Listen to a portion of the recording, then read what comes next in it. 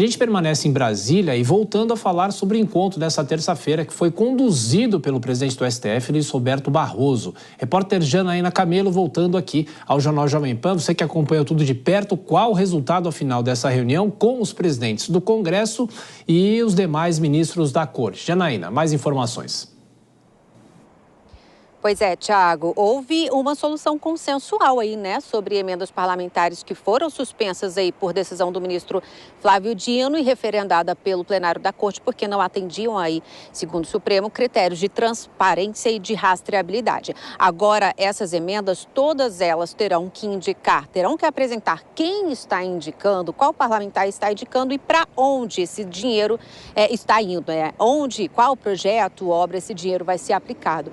Então, entre as regras definidas depois dessa reunião de hoje, por exemplo, sobre emendas parlamentares às impositivas, que são aquelas que o governo é obrigado a pagar, as emendas PIX, elas deverão fazer essa identificação prévia do objeto, né, e tendo prioridade obras inacabadas. As emendas com finalidade definitiva deverão obedecer critérios que ainda vão ser estabelecidos aí entre o governo federal e o legislativo num prazo de 10 dias. As emendas de bancada serão destinadas a projetos estruturantes em cada estado e também no Distrito Federal e também atendendo critérios que vão ser estabelecidos pelos dois poderes, executivo e legislativo, em 10 dias. As emendas de comissão deverão ser destinadas a projetos de interesse nacional ou regional em comum acordo entre legislativo aí e executivo. E uma das regras aí é de criar um freio para evitar que essas emendas, o crescimento dessas emendas fique desproporcional ao orçamento. As liminares do ministro Flávio Dino continuam valendo até que ele defina aí um rito aí do processo e o presidente do Senado, Rodrigo Pacheco, ele disse que algumas dessas novas diretrizes deverão passar por uma PEC, por uma proposta de emenda à Constituição, para que realmente possam valer. Tiago. E um outro ponto, o presidente da Comissão Mista de Orçamento, Júlio Arcoverde, também se pronunciou sobre essa questão das emendas, qual foi a posição dele e lembrando que isso pode alterar, inclusive, a LDO, a Lei de Diretrizes Orçamentárias, que ainda não foi aprovada pelo Congresso. Pois é, Tiago, porque as regras aí para que as emendas sejam destinadas, no caso das emendas PIX, prioritariamente obras inacabadas, as outras emendas aí para projetos estruturantes de interesse nacional, isso acaba fazendo com que boa parte desse valor dessas emendas vá para obras do governo federal, né? Como, por exemplo, obras do PAC, do Programa de Aceleração de Crescimento, e isso acaba dando uma desvantagem para o parlamentar, porque ele usa exatamente essas emendas para associar o nome dele aí a um projeto no seu reduto eleitoral. Então, o presidente da Comissão Mista de Orçamento, o deputado Júlio Arcoverde, ele disse que pediu à consultoria de orçamento da Câmara que crie uma regra que proíba o parlamentar de enviar emendas a um estado que não seja o seu estado de origem, e ele disse que vai fazer essa sugestão no texto da LDO, da Lei de Diretrizes Orçamentárias, que ainda vai ser analisada pela Comissão Mista de Orçamento. Tiago. Perfeito. Janaína Camelo, com mais detalhes sobre essa reunião que nós tivemos nesta terça-feira. Bom trabalho para você, até mais tarde.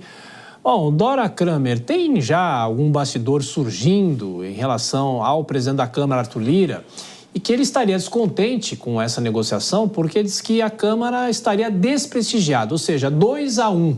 Um para a Câmara e 2 para o Supremo, junto com o Senado. Será que isso pode acirrar os ânimos internamente no Congresso Nacional, Dora? Olha, era sobre isso que eu falava quando eu disse que é uma carta de intenções, porque a gente vai ver como é que vai ser esse acordo frente à realidade, principalmente da Câmara. Está aí, não me estranha, para surpresa de ninguém, que o Arthur Lira não esteja satisfeito. Acho até que quando o Rodrigo Pacheco disse, olha, tentamos acabar com as emendas PIX, mas não foi possível. Eu apostaria muito dinheiro no fato de o Arthur Lira ter se colocado contra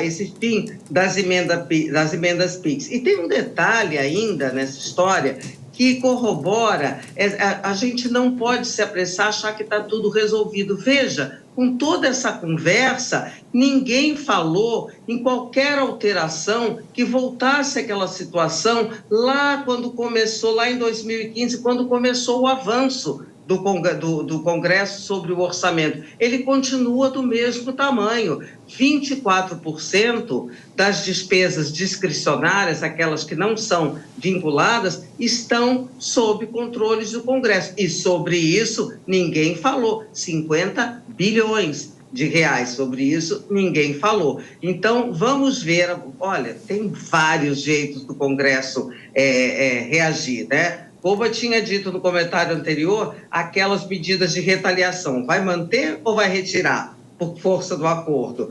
Outra, tinham prometido também, em retaliação, só votar a LDO lá depois das eleições. Vamos ver, amanhã vai ser um dia crucial para a gente observar tudo isso. E, companheiro, me chama atenção esse segundo assunto da Janaína Camelo, que um parlamentar, por exemplo, de Minas Gerais só pode mandar o dinheiro para Minas Gerais. Eu acho que isso é meio claro, é meio óbvio, né? Mas será que até isso precisa ser disciplinado? Está escrito lá na cartilha?